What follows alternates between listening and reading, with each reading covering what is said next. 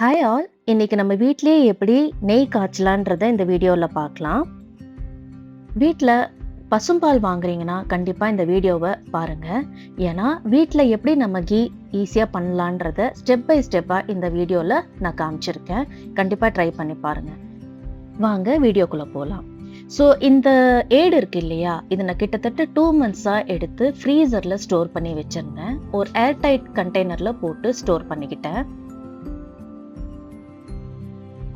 இப்போ நாளைக்கு நம்ம கீ காய்ச்சறோம் அப்படின்னா முன்னாடி நாளே ஃப்ரீசர்ல இருந்து எடுத்து நம்ம நார்மல் ஃப்ரிட்ஜில் இதை வச்சிடலாம். வச்சுட்டு நெக்ஸ்ட் டே ஒரு மிக்சர் ஜார்ல கொஞ்சம் கொஞ்சமா இந்த எடுத்து வச்ச ஏடு கூட கொஞ்சம் ஐஸ் கியூப்ஸ் போட்டு இல்லாட்டி ஐஸ் வாட்டர் கூட ஊற்றிக்கலாம். மிக்சியில் பல்ஸ் மோட்ல பண்ணணும். பல்ஸ் மோட்ல நம்ம பண்ண ஃபர்ஸ்ட் நமக்கு ஒரு க்ரீமி டெக்ஸ்சர் கிடைக்குங்க. செகண்டு கொஞ்சம் திக்காகும். தேர்ட் ஸ்டேஜில் தான் பட்டர் மில்க்கும் பட்டரும் தனியாக பிரிஞ்சு வரும். அந்த பிரிஞ்சு வர பட்டரை நம்ம கொஞ்சம் கொஞ்சமாக எடுத்து பிழிஞ்சு இன்னொரு பவுலில் ஐஸ் வாட்டரில் நம்ம அதை ஆட் பண்ணிக்கலாம். எல்லாமே கொஞ்சம் கொஞ்சமாக பிழிஞ்சு நம்ம அதில் போட்டுக்கலாம். செம்ம க்ரீமியாக சாஃப்டாக இருந்ததுங்க இந்த பட்டரு. இதை நம்ம அப்படியே யூஸ் பண்ணிக்கலாம். அதுதான் பட்டராக நம்ம யூஸ் பண்ணிக்கலாம். இல்லாட்டி நம்ம நெய்யாக காய்ச்சிக்கலாம். நான் இதை ஃபுல்லாகவே நெய்யாகவே காய்ச்சிட்டேன். ஏன்னா பார்க்கும் போது தான் இவ்வளோ பட்டர் நமக்கு கிடைச்சிருக்குன்னு தோணும். ஆனால் இதை பட்டராக யூஸ் பண்ணிக்கிட்டா ஓகே. பட் நெய்யாக நம்ம அதை காய்ச்சினோம்னா ரொம்ப கம்மியாக தாங்க வரும்.